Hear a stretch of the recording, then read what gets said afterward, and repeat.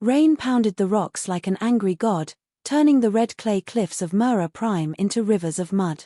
Kade wasn't supposed to be there.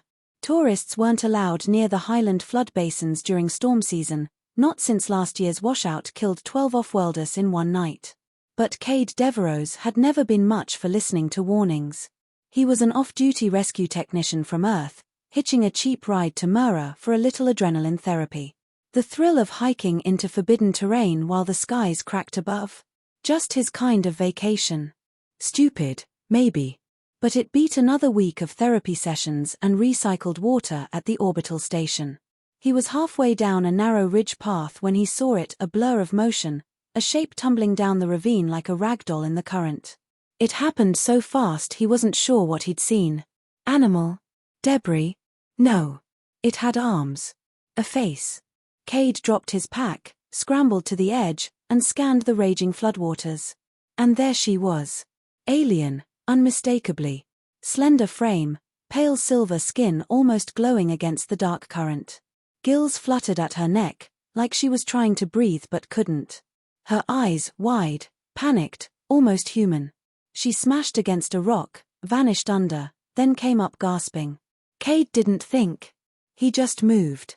He slid down the mud-slicked slope, grabbing roots and rocks to keep upright.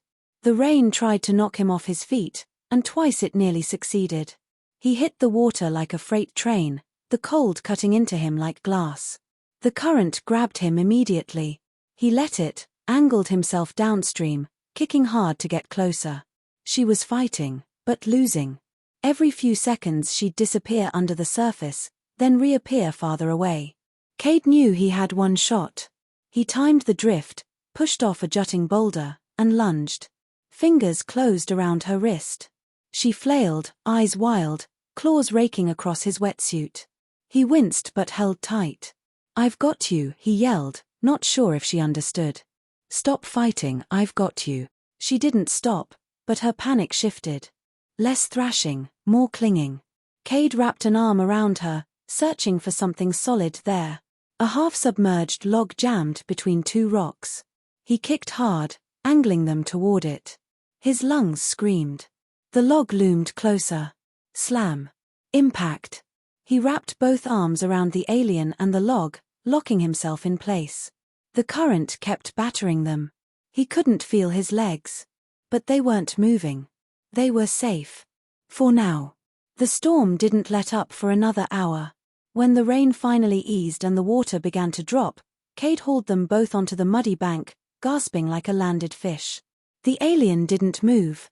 He checked her pulse, fast, thready, but there. He rolled her onto her side, helped her vomit out half the river, then just sat there beside her, soaked, freezing, and entirely unsure what came next. After a few minutes, her eyes blinked open. Pale violet, rimmed with silver. They fixed on him. She spoke. The language was melodic, unfamiliar. "Sorry," Kade said, shaking his head. "No translator. You okay?" She looked around, clearly disoriented. Her gaze snapped back to him. Then, without warning, she lunged forward and hugged him. Hard. Kade froze. Her body was cold and trembling. He could feel her heart hammering against his chest. "Yeah," he muttered, stunned. "You're welcome." They stayed by the bank until rescue drones, drawn by the distress beacon on Kade's suit, came hovering in. The medtechs looked from him to the alien with wide eyes. She tensed when they approached, instinctively pressing closer to Kade. "She won't hurt you," he said. "She's just scared." They took them both up in the shuttle.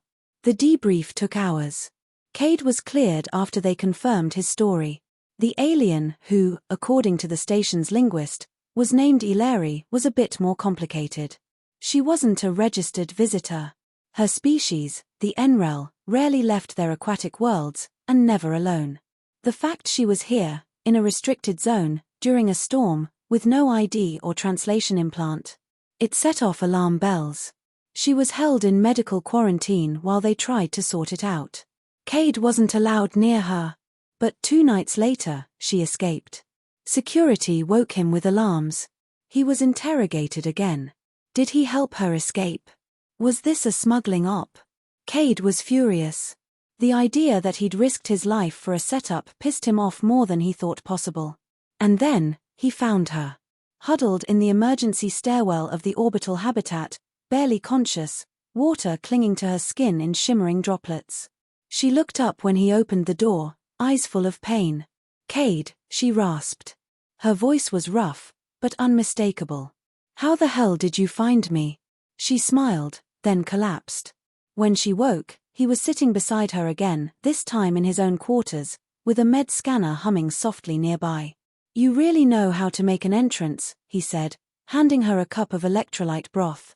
Aelari took it, sipped, then looked at him. "No one else helped," she said. Her accent was thick, but her meaning was clear. "Only you." Kade sat back, arms crossed. "What were you doing out there, Aelari? That floodplain's off limits. You could have died." She hesitated, then leaned forward, lowering her voice. "I ran. From them." "Who's them?" She looked away, then back. "Hunters." Something in her tone made his skin crawl. "You're telling me someone was chasing you? Through a death zone?" Aelari nodded. She reached into the folds of her torn tunic and pulled out a small object, an angular crystal shard, humming faintly. "This," she said. "I took it. They want it back." Kade looked at the shard. It pulsed with a strange rhythm, like a heartbeat. "What is it? Key? Map? Weapon? I do not know. But they kill for it." Kade let out a low whistle. "Well, that's just perfect. You fall into a river, I fish you out, and now we're both on some interstellar hit list." Aelari touched his hand. "You saved me. I trust you. I had no one else." And just like that, Kade knew. Whatever was coming next, he was in it. All the way. Kade had questions, too many to count, but answers would have to wait. If what Aelari said was true, then every second they stayed on the orbital station put them both in danger. He paced across the room, checking the vents, the door panel, even the room's automated cleaning drone. Nothing seemed tampered with, but paranoia was suddenly his new best friend. "You're sure they tracked you here?" he asked. Aelari sat curled in a blanket, her silver skin catching the light. "They do not give up. Enrel minds can feel each other over distance, when trained. So you're psychic." "Great," Kade muttered, running a hand through his damp hair. "How far can this feeling reach?" She frowned. "Days. Perhaps weeks. If I am very still, maybe they cannot sense me. But if I use the shard." She didn't have to finish. Kade had seen it glow faintly when she held it. If it was broadcasting a signal, it wasn't hard to guess what kind. "We need to move. Fast. I know a guy docked at Bay 17, does under-the-radar charters for the right price. We leave now, disappear into the belt. They'll never follow us." Aelari hesitated. "No. They will find us. We must go somewhere they cannot." Kade raised an eyebrow. "Which is where, exactly?" She took a deep breath. "Earth." He blinked. "Earth? You mean my Earth? It is shielded. Too much noise. Too many minds. I can hide there." Kade was silent for a long moment. The idea was insane. Earth was locked up tight. You didn't just go there anymore. Too many interstellar laws. Too much red tape. But he had connections, and more importantly, a burning need to make sure this woman, this alien who'd trusted him, didn't end up dead in some back alley because of a glowing rock. "All right," he said. "Earth it is." Getting off the station wasn't easy. Kade faked a maintenance override and booked them both as cargo under a fake identity. It cost him nearly everything he had, including his backup emergency credits. The pilot of the smuggler ship, a grizzled woman named Mareth, didn't ask questions, though her eyebrow twitched when she saw Aelari. "Passenger, her? She's mute. Medical issue. Doesn't talk much," Kade said. Mareth shrugged. "I don't care if she's got 6 heads as long as you don't bring the patrol down on us. Buckle in. Trip to Earth's backdoor takes 16 hours, and turbulence is a bitch." Somewhere in deep transit, Kade finally got the full story. Aelari sat across from him in the cramped cargo hold, her long fingers tracing symbols in the dust. She wasn't just any Enrel. She was a fugitive from the Mind Clan of Jaini, a group known for their psychic manipulation and shadow warfare. They used us to break minds, to destroy leaders from the inside. She spoke with a quiet bitterness that made Kade's skin crawl. They told us it was for peace. But we killed. We ruined. I left when I saw what we had become. She looked up. The shard was the last piece. Without it, they cannot open the gate. Gate? What kind of gate? One that leads to other realities. It is not of our making. It was found. Buried on a world long dead. Kade leaned back slowly. So let me get this straight. You stole an ancient interdimensional key from a secret alien mind cult and now they want to kill you before you can tell anyone about it. She nodded. Great. That's just wonderful. When they finally touched down on Earth, the sky was a washed-out grey, the clouds low and heavy over the North Cascades. Mareth dropped them near an old outpost that hadn't been used in years, its automated defenses long dead. Perfect for disappearing. Kade led her through the forest. He knew these trees. He grew up here. The moss, the fog, the towering evergreens, they were comfort and danger all in one. They made their way to an old ranger station he'd helped repair during his academy days. Solar panels still worked. Water still flowed. And no one ever checked it. Safe. For now. Days passed. Kade taught Aelari how to wear synth fabric clothes, how to walk the trails without leaving marks, how to filter Earth's air through a portable humidifier so her gills didn't dry out. She was a quick learner. Smarter than he'd guessed. Curious, too. She devoured old books he had stashed in a bin, language guides, mythology, even children's fairy tales. These stories, she said one night, holding up a book of old Earth legends, they are like my people's songs. Symbols wrapped in fiction. Kade smiled. That's how we make sense of things. She looked at him then, eyes soft. Do humans always save strangers in danger? He hesitated. No. Not always. But sometimes we do the right thing, even when it's stupid. Even when it hurts. She reached out and touched his cheek. Then you are more than you think. He didn't know what to say. One night, the quiet ended. Kade was out setting traps for small game when he felt it, an unnatural pressure in the air. The birds had gone silent. The insects, too. He froze. Something wasn't right. He sprinted back to the station. Aelari was standing outside, eyes closed, body tense. They're here, she whispered. Kade grabbed his pulse rifle from the wall. How close? Too close. They brought a hunter. A mind singer. He will peel this place apart thought by thought. The woods erupted with sound. Static, not from radios but asterisk inside asterisk Kade's skull.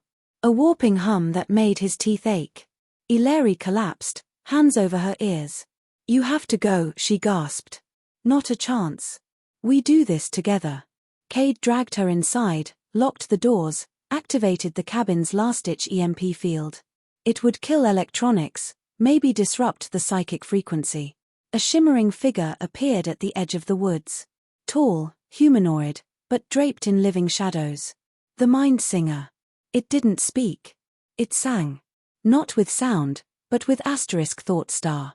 Kade felt his own memories unraveling, his mother's face, the academy, Aelari's smile all pulled like threads. He screamed, dropping to one knee. Aelari pushed herself up, crawling to the shard. I can stop him. But it will burn me. No. She smiled weakly. I was already burning the day I left them. This is light. She pressed the shard to her chest. A burst of radiant energy pulsed through the station, knocking Kade back. The psychic song cut off. The forest went still. When he looked up, the mind singer was gone. Aelari was unconscious. She slept for 3 days.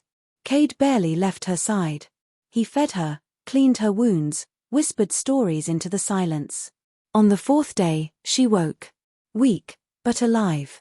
You stayed, she whispered. Always. And he meant it. He didn't know what tomorrow held. Maybe they'd keep running. Maybe the Enrel would give up. But in that moment, in the hush of the woods, surrounded by broken stars and fractured memories, Kade knew one thing. He hadn't just saved her. She'd saved him, too. The forest didn't stay quiet.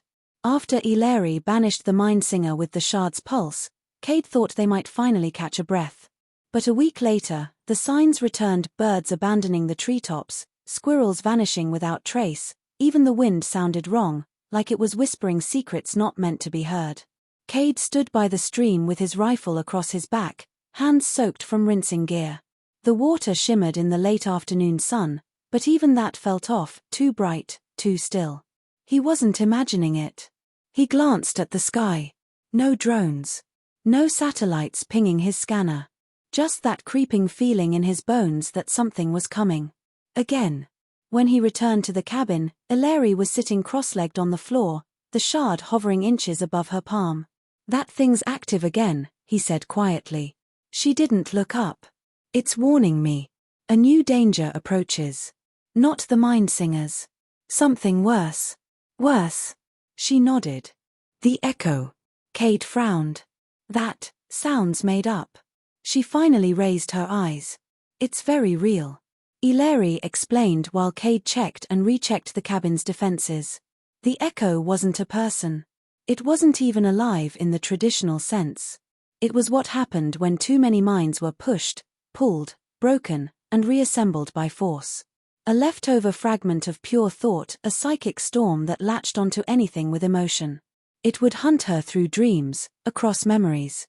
It could possess, distort, rewrite. "It's not a weapon," she said. "It's an infection. One my people created by mistake." Kade put his tools down slowly. "So now we've got a rogue psychic ghost storm hunting us through the woods.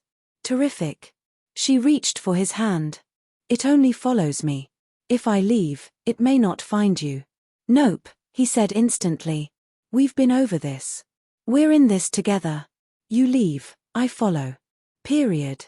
Her expression wavered, a mix of guilt and something deeper. "Even if it destroys your mind?" "Especially then," he said, softer. "I already lost a piece of it the day I pulled you from that river. But what I've got left, it's yours." They made a plan. The echo wasn't physical, but it had rules. It needed a host, a body. And it could only follow a memory path. If they created false memories and flooded the area with psychic noise, they might confuse it. Disorient it. Maybe even trap it. They used old signal boosters, rewired Kade's medscanner into a makeshift broadcast field, and synced Aelari's shard to emit a web of mental static. It was dangerous. Sloppy. But it might work. The first night they activated the trap, nothing happened. The second night, Kade dreamed of fire. He stood in a ruined city, his city. The buildings cracked open like eggshells. People screaming. A woman's voice echoed through the sky, but it wasn't real. It wasn't his memory. When he woke, Aelari was gone. He burst out of the cabin barefoot, heart in his throat. Her footprints led into the woods, erratic and wild. He followed them for 2 hours. And then he saw her. Standing in a clearing, completely still, the shard glowing like a dying star in her hand. Aelari. She didn't move. He approached carefully. Her eyes were wide, unfocused. "It's inside," she whispered. "I can feel it, showing me what I could have been. What I could have had star." Kade took her face in his hands. "That's not real. Look at me. I'm real. You're not alone." Her body trembled. "It's so beautiful, Kade. So warm. It wants me to stay. Then I'll drag you back kicking and screaming." He kissed her. A desperate, grounding kiss. Something that belonged only to them. And the light vanished. The shard fell to the dirt. Aelari collapsed into his arms. They returned to the cabin. Aelari slept hard, her body twitching occasionally like someone mid-dream. Kade sat watch beside her, pulse rifle ready. The next morning, she woke different. Stronger. "It tried to rewrite me," she said, sipping warm tea. "But you anchored me. I don't think it can come back." "Not now." He exhaled slowly. "Good. Because I'm running out of nightmares to fight it with." She looked at him with something close to awe. "You are not what I expected." Story of my life, he said. Later that week, Mareth contacted them. She'd picked up chatter in deep band channels. The NREL weren't hunting anymore. They were negotiating. Apparently, someone up the ladder decided a missing artifact was worth more recovered than destroyed. They offered a trade. Aelari's freedom for the shard. No pursuit. No assassination. Kade didn't trust it. But Aelari did. This is my chance to end it without blood. To return the shard and walk away. You really believe they'll let you walk? No. But I can make sure you walk. That was the deal breaker. Kade stood, crossed the room, and placed the shard in her hand. We finish this together. If they try anything, we burn the deal down. Got it? She nodded. And for the first time since he met her, Kade saw her smile without pain behind it. The meeting was arranged on neutral ground, an abandoned moon station in the Syndral system. Kade wore body armor under his jacket. Aelari wore Earth-style fatigues, her skin dimmed to a soft gray. The NREL envoy arrived in a shimmering transport, flanked by psionic guards. Their leader was tall, elegant, unreadable. She bowed to Aelari. You are far from home. By choice, Aelari replied. And the shard? She held it up. This belongs to no one now. If you take it, you leave me be. You leave us be. The envoy looked past her at Kade. And the human? Aelari stepped in front of him. He saved what you broke. If you touch him, the deal ends. A long silence. Then the envoy nodded. Very well. They took the shard. Turned. Left. No tricks. No sudden attacks. Kade didn't breathe until the ship vanished. That's it, he asked. That's it, Aelari said, voice trembling with disbelief. On the way back to Earth, silence hung between them. Then, finally, Aelari reached across the cockpit and took his hand. Thank you. For all of it. He looked at her. What now? She smiled. Now, we live. And Kade thought, for the first time in his life, that sounded like a damn good plan. Earth felt different now. Not because the trees had changed or the rain smelled sweeter, though it did, sometimes, but because they were finally free. No one chasing them. No eyes in the sky. Just forest, sky, and a new rhythm to their days. Kade and Aelari returned to the same old ranger cabin, tucked deep in the Cascades. They rebuilt it, properly this time. Reinforced the walls. Replaced the solar grid. Even added a garden patch near the stream. It wasn't a bunker anymore. It was home.